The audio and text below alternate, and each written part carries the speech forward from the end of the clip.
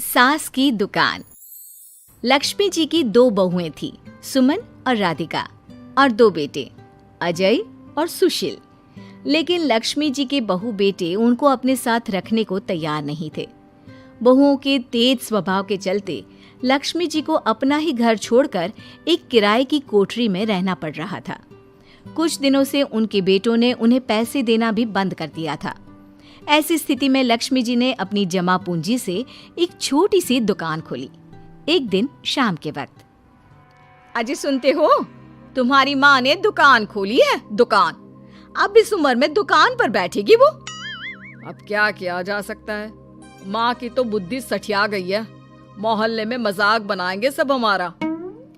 अरे जेठ जी, इसमें परेशानी क्या है अगर सासू माँ ने दुकान खोली है? हाँ, राधिका ठीक तो कह रही है। अपनी दुकान पर बैठी रहेगी, कम से कम हमें परेशान तो नहीं करेंगी। हाँ, वैसे बात तो ठीक है। खुद के दो पैसे कमाएंगी तो कभी कभार हमें जो खर्चा देना पड़ता है ना, वो भी देने से बच जाएंगे हम लोग। फिर किस बात की परेशानी, खोलने दो माँ को दुकान, हमें क्या। वैसे भी अपनी कोठरी में चुपचाप रह रही है ना, चाहे दुकान खोले या मॉल बनाए, हमें उससे क्या लेना देना। अगले दिन सुमन अपनी सास की दुकान पर पहुंचती है। सासू माँ, आपकी दुकान में शक्कर है क्या? शक्कर जरा 1 किलो दे दीजिएगा। हाँ हाँ बहू, है ना, लो बेटा, 1 किलो क्यों, 2 किलो ले जाओ। सोच लो सासू माँ, घाटा हो जाएगा आपको, पैसे नहीं देने वाली मैं। देखो सुमन, ये मेरी दुकान है और यहाँ पर जो भी कोई सामान खरीदने आता है उसे पैसे तो देने ही पड़ते हैं। अरे सासू माँ, ऐसा क्यों कर रही आप? अरे देखो ना, घर पर आपका बेटा और पोते पोती दूध में शक्कर डालने के लिए कब से इंतजार कर रहे हैं। जरा उनके बारे में तो सोचिए। अरे ऐसी बात है क्या? अब मुझे नहीं पता था। बहू एक काम करो, वैसे भी पहली बार आई हो ना, ये शक्कर तुम ऐसे ही ले जाओ, पैसे देने की जरूरत नहीं है। अगले दिन राधिका भी अपनी सास की दुकान पर पहुंचती है। प्रणाम सासू माँ, कैसी चल रही है आपकी दुकान? बस बेटा, जैसे तैसे करके काम चला रही हूँ। तुम बताओ, घर में सब राजी खुशी है ना? हाँ हाँ मम्मी जी, सब कुछ ठीक ठाक है। बताओ राधिका बहू, कैसे आना हुआ? कुछ काम था क्या? वो ना मम्मी जी, मुझे जरा 5 किलो आटा चाहिए था। मेरे पैर में ना बहुत दर्द है, इसलिए बाजार तक जाने में ना तकलीफ हो रही थी। घर पर बच्चे भूखे बैठे हैं, सोचा आपसे ही ले लेती हूँ। हाँ हाँ, क्यों नहीं बेटा, ये लो 5 किलो आटा ले जाओ। हाँ, लेकिन मम्मी जी, आपने जिठानी जी को शक्कर फ्री में दी थी, तो मुझसे भी पैसे तो नहीं लेंगी ना?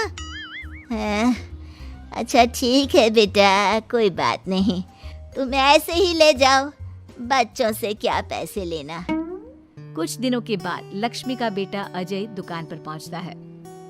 कैसी हो माँ, दुकान तो अच्छी चल रही है ना तुम्हारी? सब मोहल्ले वाले तारीफ करते रहते हैं। अब क्या करूं बेटा, तुमने तो मुझे सहारा दिया नहीं, गरीब माँ को घर से बाहर निकाल दिया। कुछ तो करना पड़ेगा ना अपना पेट पालने के लिए। वो माँ ना बहुओं की बहुत चिक चिक रहती थी। अब देखो कितनी अच्छी जिंदगी है तुम्हारी, खुद कमाती हो, खुद खर्च करती हो। इससे अच्छी भला कोई जिंदगी हो सकती है क्या? हाँ बेटा, दिल को बहलाने के लिए तुम्हारी ये बात भी सही है, लेकिन कोई बात नहीं बेटा, मैं खुश हूँ। अच्छा माँ, मैं क्या कह रहा था, जरा 500 उधार तो दे देना। कमाल की बात है बेटा, तुम मुझसे पैसे उधार मांग रहे हो? तुम्हारे पास पैसों की क्या कमी है? अरे माँ, इस महीने की तनख्वाह नहीं आई और आप तो अपनी बहू को जानती है ना, उसे शॉपिंग करनी है। जल्दी वापस लौटा दूंगा माँ। ठीक है बेटा, ये लो 500 रुपए, लेकिन देखो कुछ दिनों में वापस दे देना, मुझे अपनी दुकान के लिए माल भी तो खरीदना है। हाँ हाँ ठीक है माँ, जल्दी पैसे लौटा दूंगा। बहुत दिनों तक अजय अपनी माँ लक्ष्मी के पैसे वापस नहीं देता और सुमन और राधिका बार बार किसी न किसी बहाने से अपनी सास लक्ष्मी की दुकान से बिना पैसे दिए खूब सारा सामान ले आती है, जिसकी वजह से लक्ष्मी को अपनी दुकान में बहुत घाटा होता है। फिर एक दिन जब राधिका सामान लेने के लिए लक्ष्मी की दुकान पर पहुंचती है, सासू माँ, जरा वो 1 किलो दाल तो देना। नहीं बहू, अब मैं तुम्हें या सुमन को कोई सामान फ्री में नहीं देने वाली। तुम लोगों ने कभी कोई मदद नहीं की मेरी, उल्टा मेरी दुकान से फ्री का सामान ले जाकर मुझे मुश्किल में डाल दिया है। लेकिन मम्मी जी, हम तो आपके बच्चे हैं ना। अगर इतना ही मेरे बच्चे हो तो फिर मुझे घर से बाहर क्यों निकाल दिया? देख बहू, अब मैं तुम्हें 1 रुपए का सामान भी फ्री में नहीं दूंगी। और जाकर सुमन को भी कह देना, आए दिन तुम्हारा पति मुझसे उधार ले जाता है और वापस भी नहीं लौट आता। राधिका गुस्से में घर वापस आती है। घर आने के बाद, क्या हुआ राधिका, बहुत गुस्से में लग रही हो तुम? सासू माँ की दुकान पर गई थी ना? सासू माँ का तो कुछ करना पड़ेगा, जब से ये दुकान खोलकर बैठी है। अक्कड़ तो देखो उनकी। अरे लेकिन हुआ क्या है? होना क्या है, दाल लेने गई थी, मुझे 4 बातें सुनाकर उल्टा भेज दिया, कुछ दिया भी नहीं। ये तो सासू माँ ने ठीक नहीं किया। देखो मेरे पास ना एक बहुत अच्छा प्लान है। कैसा प्लान भाभी? हम अपनी सासू माँ की दुकान में किसी चोर से कहकर चोरी करवा देते हैं और सारा सामान अपने घर मंगवा लेंगे। उसके बाद हमारे पास फ्री में सामान भी आ जाएगा और सासू माँ की अकल भी ठिकाने आ जाएगी। ठीक है भाभी, मैं आपका पूरा साथ दूंगी। आप जल्दी से ये काम करवा दीजिए। और 2 दिनों के बाद सुमन और राधिका एक चोर से मिलकर लक्ष्मी की दुकान में चोरी करवा देते हैं। हे भगवान, ये क्या हो गया? इस उम्र में जैसे तैसे अपना गुजारा कर रही थी, लेकिन चोर मेरा सारा सामान लेकर चले गए। अब क्या होगा? तभी वहां पर राधिका और सुमन पहुंच जाती है। क्या हुआ सासू माँ, बहुत दुखी लग रही हैं आप। अरे क्या बताऊं, मेरी दुकान का सारा माल चोरी हो गया। अब अगर आप अपने ही बहू बेटे को सामान नहीं देंगी तो ऐसा तो होगा ना सासू माँ। अब राधिका की बात सुनकर लक्ष्मी को यकीन हो जाता है कि इस चोरी के पीछे कहीं ना कहीं उसकी दोनों बहुओं का ही हाथ है। लक्ष्मी एक प्लान बनाती है। पैसे उधार लेकर अपनी दुकान में फिर से खूब सारा सामान ले आती है।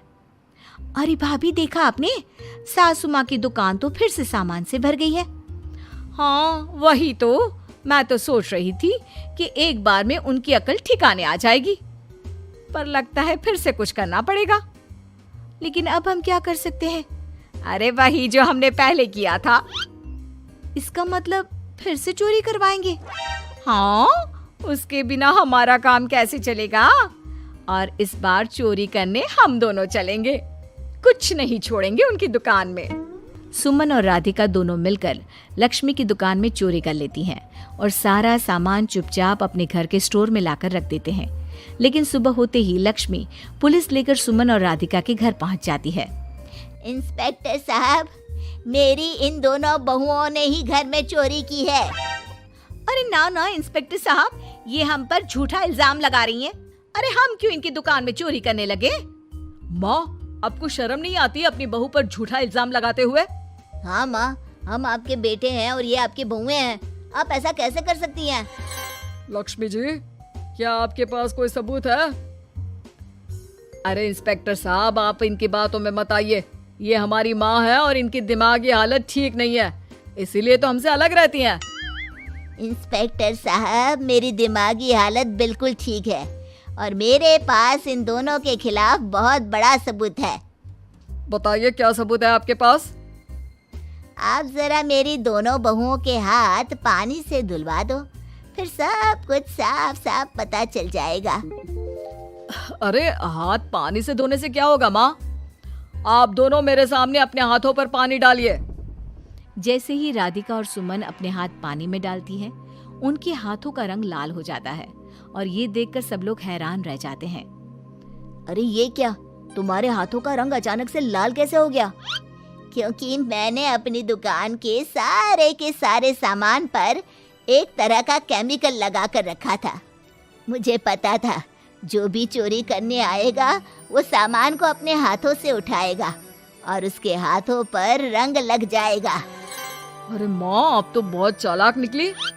इसे चालाक नहीं बेटा, बुद्धिमान कहते हैं। और जिसके तुम्हारे जैसे बहू बेटे हो उसे थोड़ा बहुत तो अपनी अकल से काम लेना ही पड़ता है ना। शर्म नहीं आती आप लोगों को अपनी ही माँ को परेशान करते हुए? हमें माफ कर दीजिए सासू माँ, हम आइंदा ऐसी गलती कभी नहीं करेंगे।